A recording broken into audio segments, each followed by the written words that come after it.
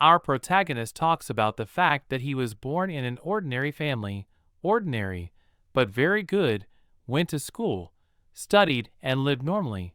Everything was like that, until one evening that was a year ago, and then our hero named Pek Kongwon begins flashbacks from different TV channels. Only one of the four survived a major murder in a residential area. Our reporter found out that it was impossible to survive. The method of murder is extremely unusual. This case causes basement in society. It is reported that the case is very confusing and the police are making every effort to solve it, but it never happened, and then they begin to tell us about the details of the case.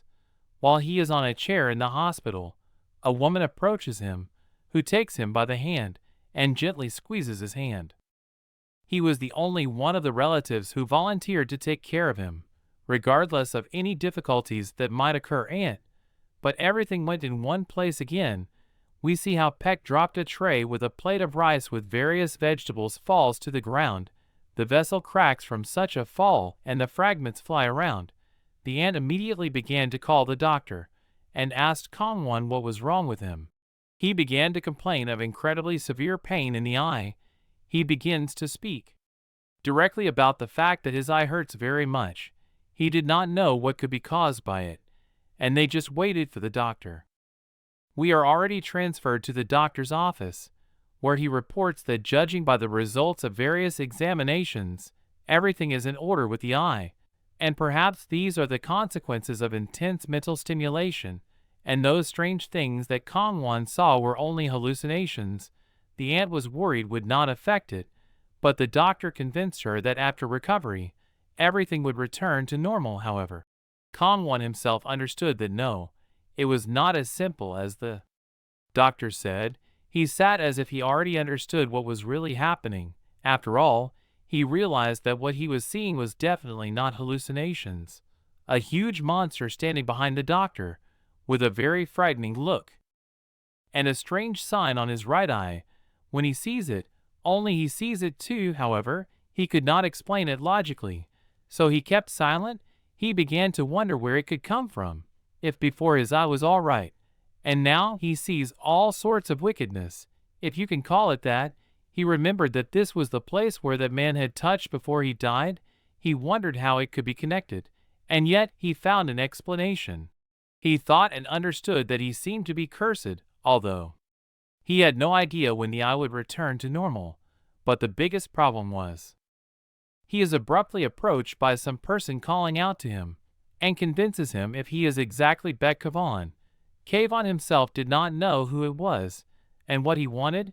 He decides to look at this person with his right eye, or he does not control him, and he automatically turns on when he sees something that cannot be seen normally. There was a bundle of energy behind this girl. This was the main thing that he saw them from time to time. The girl asked Kavon if he remembered him, and claimed that they were classmates. Her name was Wen Xiao. Kongwon greeted back, but the girl said that if she didn't remember, then she didn't need to say hello, and said that the fact that he changed Kongwon to school was sudden. She says that she accidentally noticed him, so she decided to say hello. She doesn't even know how he's been doing lately, and she said all this seeing his hand in bandages and mocking inscriptions on the briefcase. Realizing what she had said, complete absurdity, he decided to apologize, and asked him for permission to sit next to him in order to talk. Kongwon, of course, in turn, did not refuse this girl, and pointed to her with his hand, saying she thanked him for it.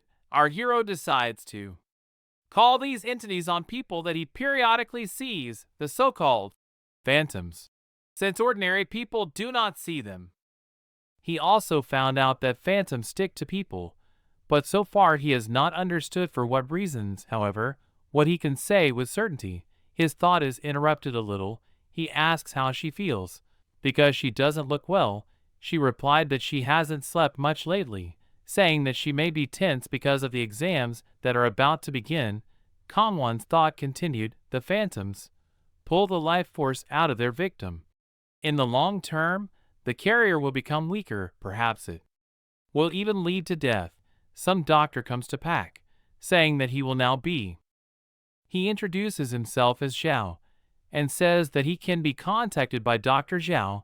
Beck asked where his last doctor was, to which they replied that he could not work due to indisposition, and soon he left this world. Because of all this, Pak wanted to figure out how it all worked and what could be done about it. It was like his duty. He decided to try to touch the phantom of a girl who was once his classmate. It was a kind of experiment to learn at least something. As a result, from this touch to the phantom there was a kind of rejection, and the phantom hit Pak's finger, and the blood from this scattered on their clothes. The girl did not understand what had happened, and was dumbfounded by this. She asked if he was okay, and what was wrong with his hand.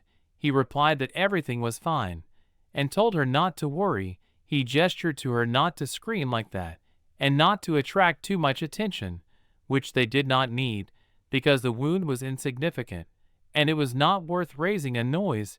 He told her that he was fine. Just stick a band-aid, and that's it. She was still worried about whether everything was fine with him, and whether she was to blame for his injury. As for the phantoms, all he can do is see them, because even touching them hurts him. So there is no point in even thinking about destroying them yet. He thought that this geek was also laughing, and it really him off. He was angry about something, and he was constantly thinking about a lot of things, about phantoms, his life, and much more. She began to talk about the fact that she noticed something here, and intended to say something, although she was afraid that it might turn out to be a sore subject for Puck, but she still made up her mind. She said bluntly that she noticed that he always gets wounds so easily, not paying attention to the pain, as if he had a lowered pain threshold. Although this was not so, he was just used to pain. She also mentioned that it was the same at school, at least it seemed so to her, and she was interested in finding out why he was so easy on his wounds and pain. Memories of school begin, where people begin to discuss the situation with the murder. One student tells another that his father is connected with it, and he said that the murder case is not only strange, but there was only one survivor. This is not normal because he was undergoing psychological tests. Others began to discuss that he did not talk to anyone all day, and joked that if he was touched, then I suppose he will kill everyone. Peck jumps up abruptly, unable to stand the fact that they talked about him in a bad way, and accused him of killing people. He knocked his classmate to the floor. The rest of the classmates began to fuss and shout for someone to call the teacher, and some did not understand what was happening, and thought that a fight was starting. But if you think about it, it was. They realized that it was Baek Kongwon, and that he suddenly hit that guy, after which they saw that he had blood on his face that he was trying to wipe off, and no one could figure out what was wrong with him. And then he suddenly changed schools. It was a story that a girl told with him on the subway. She understood that he was not just crazy, and said that in fact she was a witness to that situation, and she knew that the blood was his, and the boy he had got off with only a bruise on the contrary. It was more dangerous for him if Pak hit him with something, and not just pushed. She tried to tell the teacher the truth, and that there was no bloody fight, and Puck had no intention of badly maiming or killing that boy. He only pushed him lightly. But then the parents seemed to have heard some rumors, united and staged a riot, because the teacher told her not to interfere, because he could not deal with the situation, and it was necessary to please the parents. She began to apologize, and say that she always wanted to do it, and thought that if she had done more then, he would not have had to translate. She claims that she is really sorry. Having said all this, she didn't know what kind of reaction to expect from Puck, and he called her name. She was very ashamed that she had supposedly done too little to save his reputation in school life. He thanked her with a smile on his face, because no one had really stood up for him before, and it was very valuable and joyful for him to know that someone was trying to help him. He began to explain to her that she had nothing to apologize to him for, rather he should thank her for the kindness shown to him, even though it could harm herself, and he said that in this world It is impossible for good people who try to help without their own benefit to blame themselves for having done little. It is simply outrageous, and this should not be. As a result, he convinced her not to worry, and approved that everything would be fine with him, because he was used to such a life. And changing schools was not something unusual for him. She was shocked by his kindness, and the understanding that some hope flashed in her eyes, and she believed that good people still existed. Pak himself began to think that it was true, it was already possible, it was all over. Since he sees phantoms, he tried to find a way to rid obsessed people of phantoms, but so far only he received wounds, increasing the bias of others. It makes no sense. Constant conflicts, exceptions, problems in life, constant sadness and depression, but now he doesn't want an eternity to apologize for his actions to other selfish and stupid people. Puck tried to help people get rid of the phantoms, but he looked crazy. But in fact, if he closes his eye and pretends that he does not see anything, then he will really stop seeing phantoms, which will make his life much easier. And he will be able to live like an ordinary person. He will no longer be despised and infringed upon in society, and he will not cause problems for his aunt who cares so much about him. He has already decided that he will live like a normal person. He is firmly convinced of his decision, and intends to do something with his eye. They arrived at Wagongshan Station, and a voice asked them to pick up their belongings before leaving. And if they arrived, it most likely meant that it was time for them to leave. After thinking, because the girl also reflected on Pak's words, because there was something to think about, and she agreed with his opinion, and a smile appeared on her face. She said with fire in her eyes that if she could help in any way, then let him let her know about it. And it was at this moment that a man with a phantom stood behind her. Puck noticed this phantom, and could not understand if it was a phantom, because he was amazed at its size, and because of this, he was frightened, and realized that something had to be done. He was still convinced that it was a phantom, but the fear of his appearance did not go away from Pak. The girl was worried about his expression. He had never seen this, but immediately realized that it was rubbish, and you need to go out urgently, because it is not clear what can happen in the presence of such a phantom. When Xiao still did not understand what was happening and why he was fussing, he shouted that he needed to get out urgently. She realized that he was serious, and he needed to get out as soon as possible. He began to quickly take his things and run to the exit, but it turned out that the door closed abruptly. People panicked and did not understand what was happening, because each person had his own business, and there was such a setup. But this is not so important. All the doors were closed. Some people thought that those who managed all this had problems with time. Someone threatened that they would call them right away and make a scandal. Puck realized that it was a phantom, closed the doors, and wondered what to do now. The girl was also excited by Puck's behavior, and the fact that all the doors closed just when he began to panic. He only thought about what he should do now, because the others do not see him, and the only one who knew what was happening and could do something was him.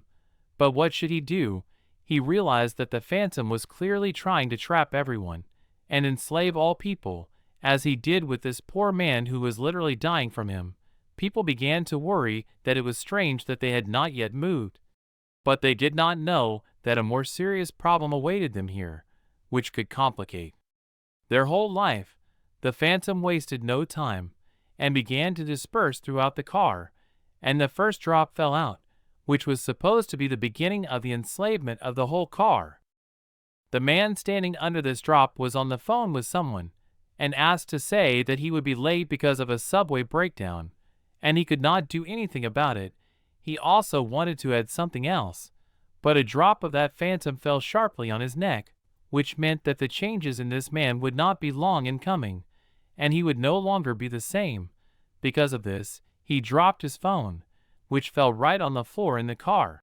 He began to writhe in pain, because it was a rather painful process. As a result, he fell to the floor after his phone.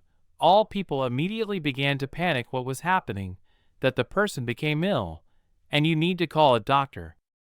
And then small drops immediately began to drip on many people, in order only to take possession of the bodies of these people, and get all their energy and vitality, mainly from the young. People began to panic a lot, as many people immediately began to fall off their feet, and just lifelessly fall to the floor, and people did not understand why they all fell. Someone assumed that it was an infection, or a terrorist attack. Someone was worried that the subway had stopped and the doors could not be opened, and then all sorts of things were happening. Peck said Xiao did not move, only Peck realized that they had not just passed out, and he was very worried about it, because his life and Xiao's life were in danger, and something needed to be done urgently. He realized that it looked like this guy was going to suck the life energy out of all the people, and no police would understand who did it, and who to blame for killing all these people. But Puck had never seen such a phantom who could knock down so many people and suck the vitality out of everyone, and he realized that if things continued like this, then in a closed car, in a huge case, he will die, no matter how direct it sounds. But yes, if Beck does nothing, then everyone in the car and he will also die from this strong phantom. He could not figure out what to do, how to defeat such a phantom.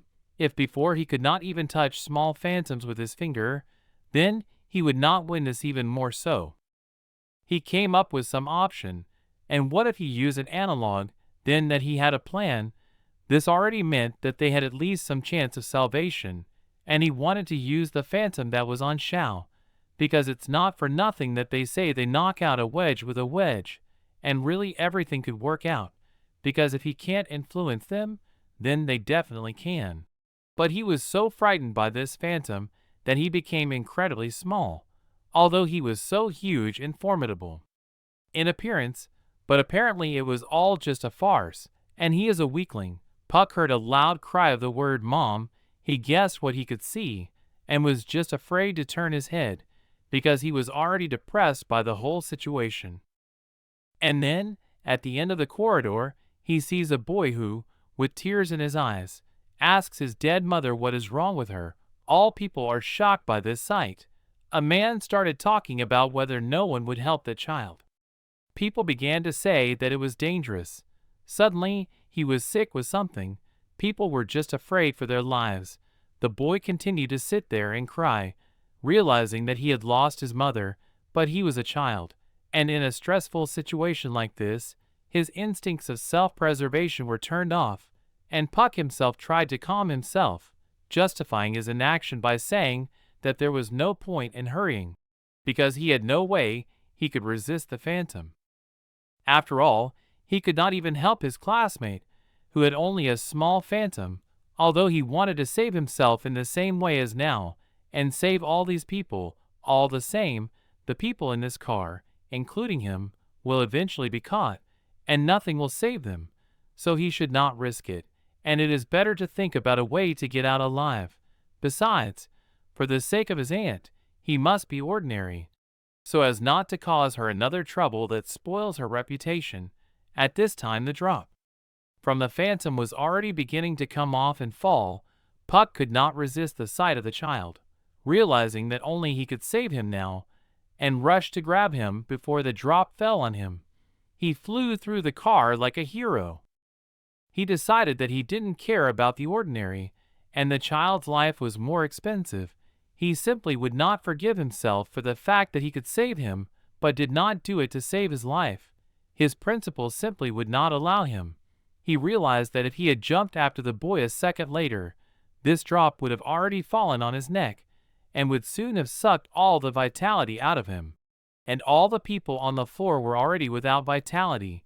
He began to ask the boy how he was, where he hurt, because he was really worried about his life and condition, because he is a hero in this car, and no one else.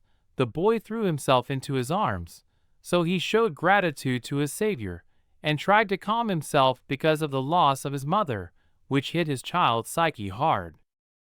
Puck told the boy that everything was fine, and that he should calm down, and thought that then he should just avoid the phantom, and the boy would simply be taken to a relatively safe place. But the phantom noticed that something was wrong, and he could not save the child without seeing that he was trying to kill him, except that he was not an ordinary person, which he really was. The phantom immediately began to pursue Puck with maximum speed, because he realized that he was his main rival, who could bring down his whole plan to suck the life force out of people, and Puck himself understood that due to the fact that the phantom was too fast, he would not have time to dodge, and did not know what to do next, because now he was really one step away from death. And then a hooded girl jumps out of the crowd of ordinary people, who goes straight to Kongwon, who is about to die because of this phantom, and with him the boy. This girl took out some unusual notebook, with a bell at the bottom, and some unusual purple inscription in the center. It was clear that she was going to use it somehow. She called it a black amulet, and it was clear that it was most likely some kind of weapon for killing phantoms. And after all, Baek had never thought that they could be killed at all. She ordered this amulet to kill the phantom. It began to stretch like a snake in the form of leaves, but incredibly long and thin. With this amulet, she repelled all the attacks that flew at Puck and the boy he was saving. It was a kind of shield that held back the blow of the phantom. She looked at this phantom as a non-entity, although it was strong enough in comparison with other, smaller phantoms. But the phantom was not going to give up so easily, and tried to attack Peck again, sending even more of his attacks with even greater speed. She was waiting for a new attack, and understood that it could be stronger than the previous one, and she needed to prepare to repel it, but would she have enough strength?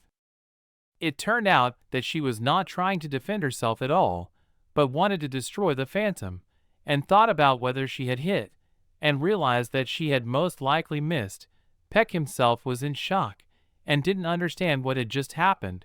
She had just saved them, or what had happened at all, and who she was anyway. He also thought that could she see them too. She was looking directly at the phantom, and his next attack, which was more massive, was already flying at her here. The blow reaches her, and the amulet tries to restrain this attack. It is clear that it cannot withstand the power, and she understands that the matter is rubbish, and something needs to be done. This blow pierced her amulet, and she flew into the wall, and Peck realized that she could not see anything, and she tried to kill him by touch, calculating approximately where people died. Beck took the boy to Wen Xiao and asked her to take care of him, and told them to stay out of place and not move. Wen Xiao was worried about Beck and asked how he was. Puck saw that more and more people were losing consciousness, and something urgently needed to be done about it, otherwise soon there would be no one left, including himself. He realized that this girl had not yet been caught by the phantom, and began to suspect that it could be because of the black talismans with which she had previously held back the attack. On the left, a new blow was already flying at her, which could be fatal for her, because the previous talismans could not hold completely, and the damage on her passed. Puck realized that she could be the only salvation for him and the people, so he warned her about the attack that was approaching the girl. She realized that she was now in danger, and realized that something urgently needed to be done. But you can't tell from her that she was nervous because of the fact that an attack was flying at her. She turned the talismans in the direction of the attack, and put her hand there, and there was a collision. Whether she could hold back the blow of this phantom this time. He was able to repel this attack, and she herself was surprised, because she was able to direct her hand exactly where it was needed, because last time it did not work. He realized that there was a sensation of impact, and realized that she was really trying to understand how he knew that a new attack was flying at her, and knew where, and she directly asked him if he saw a phantom. She didn't think that there would be someone in this car who could also see phantoms, because even she couldn't. He said in surprise, "Ah, you're talking about the phantom. Yes, I see him." He understood that she could be trusted because she saved his life, and they needed to cooperate in order to survive. She laughed and asked, "Phantom? That's what ordinary people call them." She wanted to say what she thinks. She paused a little, and continued that it seems to her that she has found a real treasure, in the form of a person who can see phantoms, and help her fight them, she began to make a sword out of these talismans. Saying only a word, they began to form small static charges of electricity. It looked very effective. As a result, there was a complete sword, which glowed purple inside. It was unexpected that some pieces of paper would take a solid form and could become a sword. She confidently asked where he was at Pack, because he saw phantoms and she wanted to take advantage of it, and immediately kept the katana of talismans at the ready. Tell me, where do you see the essence? Shall I finish him off? She said. Essence? He asked.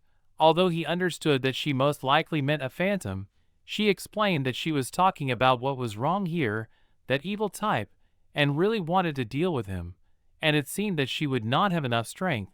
For some reason, he is puzzled as if he does not understand, and asks again in his mind if she is about this, but the fool could guess that she meant the phantom. Kong-won clenched his fist, and realized that she could really save them, so he was already inclined to help her, and hesitating for a while, he tells her that the phantom is right in front of her.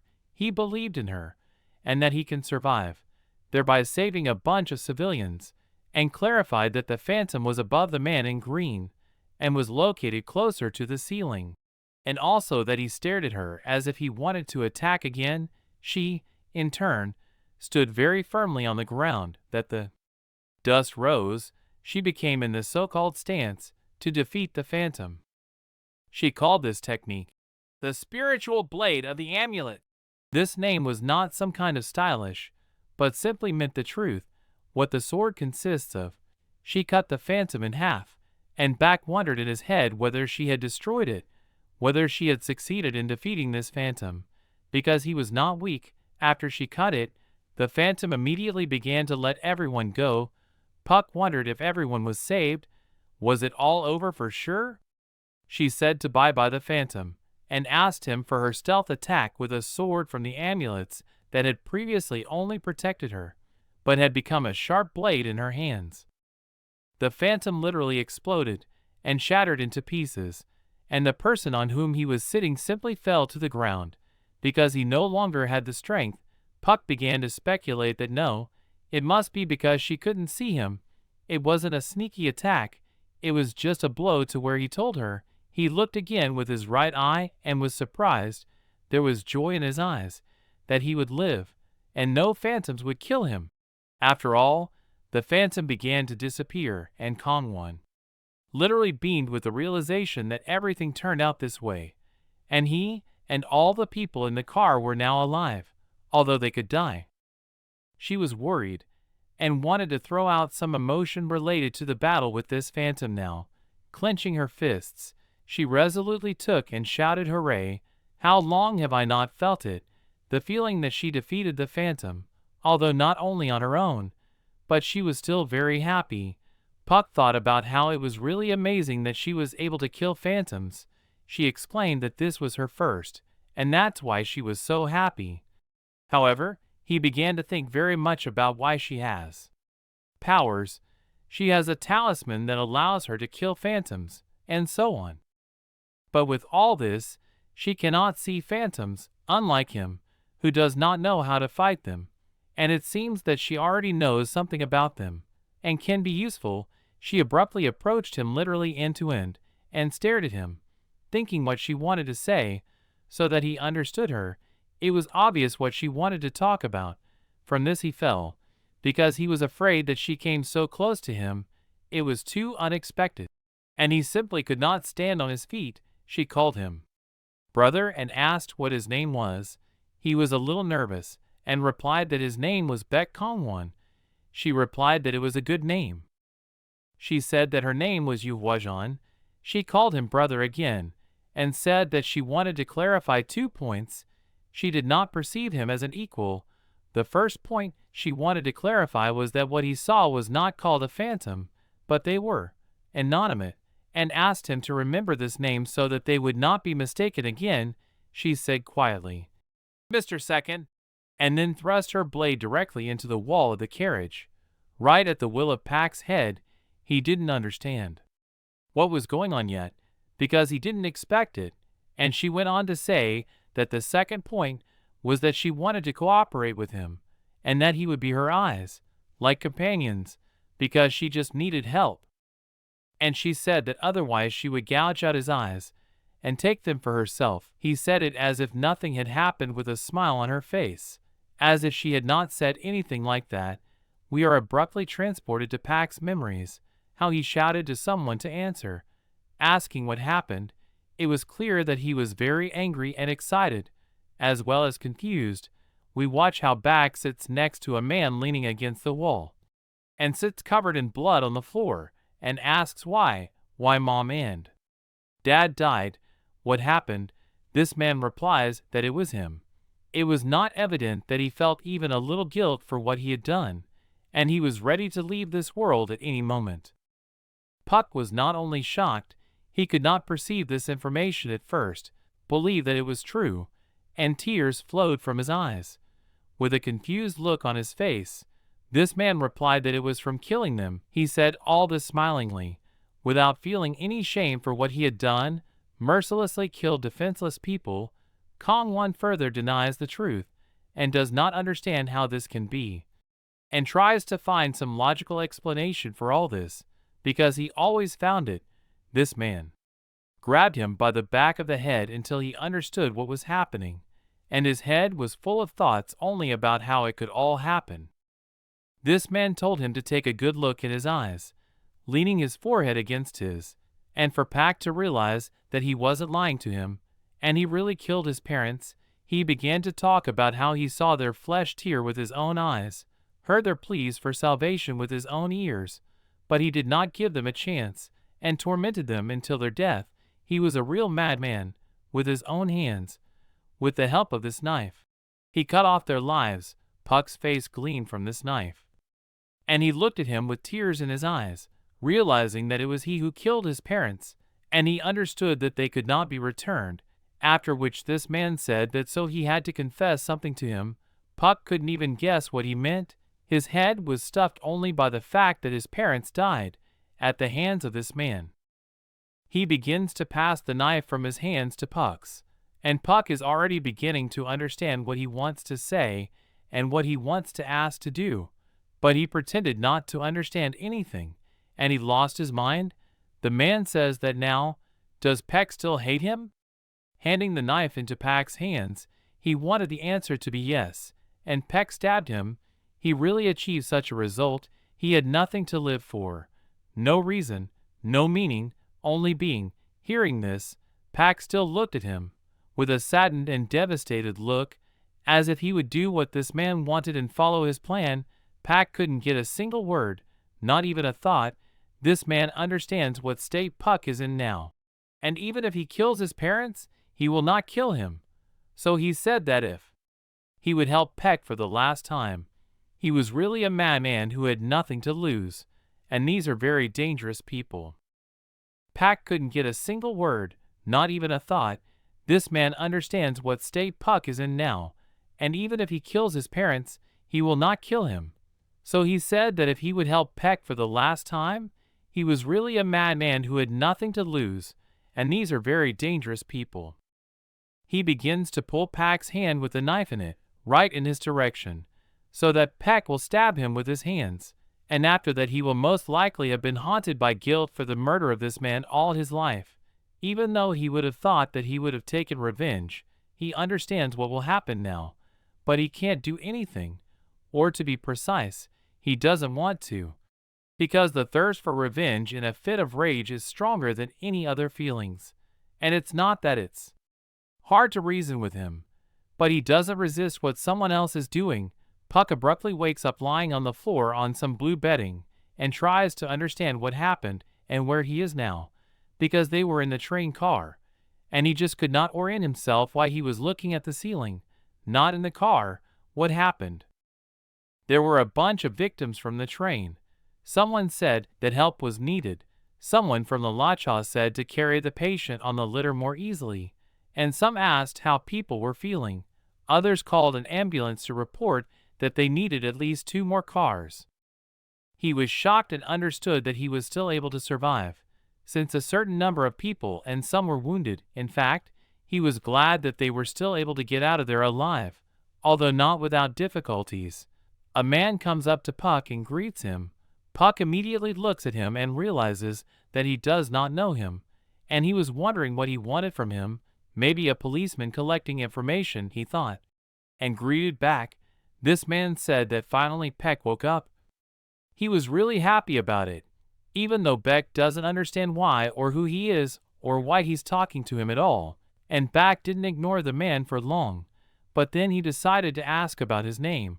Puck didn't want to drop another word about what happened there, phantoms, girlfriend, and so on, and he could do it because he had only recently woken up from his sleep. This person introduced himself as Wang Zhe, or the overseer. He looked rather suspicious, but since he was at the scene of the investigation, then most likely he was one of the authorities, since he could be here. But even so, he did not inspire confidence. Pack asked, "Look out?" He began to guess what Wang Zhe was talking about, but he couldn't believe that his theory was true. So he tried to think in a different way, that he was looking at the station or in the precinct, but it wasn't. The beholder is the one who sees what ordinary people do not see.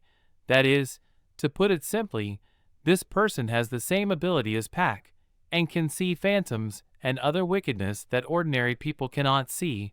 Puck began to remember what was in the train car, and also realized that this person has the same ability, and he realized that he is not unique, and there are still people who are exactly like him, and fight phantoms, because they learned to fight them. Puck began to remember what was in the train car, and also realized that this person has the same ability, and he realized that he is not unique, and there are still people who are exactly like him, and fight phantoms, because they learned to fight them. Puck decided to check with this man. Does he mean anonymous? The man was surprised, and said that it looked like he had already been told, in which case everything was much simpler. He was waiting for Pack to wake up to ask him a couple of questions that are important to him. The beholder asked Puck if he remembered how he lost consciousness. Puck was a little perplexed, not understanding what he was talking about. He just forgot everything from so many events that happened in such a short period of time, and he could not get around, but thanks to him, he remembered, and sat in shock, realizing that he had lost consciousness, and tried to remember what had happened at all, and why he was in a blackout if everything was going well, and they were able to defeat the anonymous, and they could only get out, but that's what happened. 30 minutes ago, that girl started telling Pack to cooperate with her, and be her eyes, otherwise she would gouge out his eyes, and take them for herself, and there would be less trouble, because she would be able to immediately see enemies and attack them, and with him there would only be more of them. He didn't understand what she was talking about, how you could gouge out your eyes and insert them into yourself, and he didn't understand what kind of menacing smile was on her face, hinting that he had no choice, and he could only agree to her terms, and be her eyes in all battles.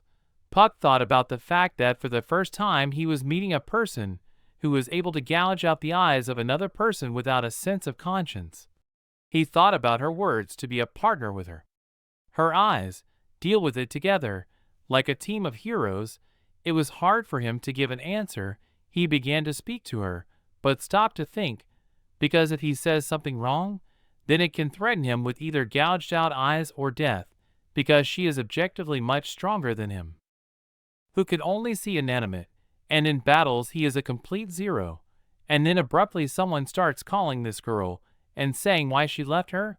Peck has completely lost the course of events and did not understand what was happening. He could only watch how everything developed, because he had nothing to influence at all. As a result, this man begins to break into the train car, and has already passed on one foot. His shoe was red and black, as well as his pants, and most importantly, he was able to open the door that had previously been blocked by an anonymous, either due to the fact that his strength was gone, or it was strong. This girl knew that man, and was angry why this man came so quickly. Puck also noticed that the door opened, and asked the girl if that person was calling her. He said without thinking about the consequences, and the girl herself was not happy that person came, the girl said. I'm sorry, brother. Beck didn't understand what she was apologizing for. If she just wanted to kill him, gouge out his eyes, if he didn't cooperate with her on her terms. And now he can't figure out if she's kind and normal or crazy and inadequate. As a result, there was a second option. She apologized for what she would do now. He told Ian to sleep a little while for now, and hit him so that he was knocked out, especially on the neck, and she seemed to like it, because when she did it, her smile from ear to ear, and seemed crazy. So, judging by the information from the cameras and the testimony of the victim, everything she did with him was recorded on camera, and for her it could actually turn out to be very bad and damage her reputation for the work in which she kills the anonymous. The beholder continued that after Huajian incomprehensibly destroyed the anonymous, knocked out the boy, the victim was piqued, and realized that it was not surprising that he felt a slight headache. The beholder asked if she wanted to say something in her defense. She tried to look like an innocent cutie who doesn't know anything like that and didn't cut anyone down, but was just there. This is her kind of method of reincarnation of personality, which could work on all sorts of fools, but not on the caretaker for sure, because he is not the kind of person who succumbs to this. She began to speak. Wang Zhe, he's an outsider. Don't you think it's inappropriate to chastise me in front of him? She was proud and didn't want to be belittled in front of someone she herself had cut down before that, and tried to seem cool and formidable. The beholder started talking about what she herself had told him about anonymous, and then knocked him out before we got on the subway. Wasn't it because she wanted to hide something? She immediately pretends that she doesn't know anything and says that, well, it just fell off her tongue. So she said, the girl sitting in the same room, it was the one who broke into the train car at the time when Beck was cut down. This could be understood from her shoes and pants, and she ordered to speak. And Yu Huaren already shuddered at the fact that she shouted at her so sharply, and she did not expect it, and was notoriously frightened. The girl continued that if she confessed, she would still be tolerated, and if not, she would be punished to the fullest extent of the rules. Huajian, don't even try to take me again, she said. This girl was the second group. Yumumu's dead. She was a rather serious woman in appearance. She began to throw a bunch of painful facts at the culprit. The first, she repeatedly interfered with the performance of official duties. The second, her good guy installed a program to block information on her mobile phone. 3, she got to me before her and got rid of the anonymous. Thanks for watching. If you want part 2, like, subscribe to the channel, and share this video with your friends.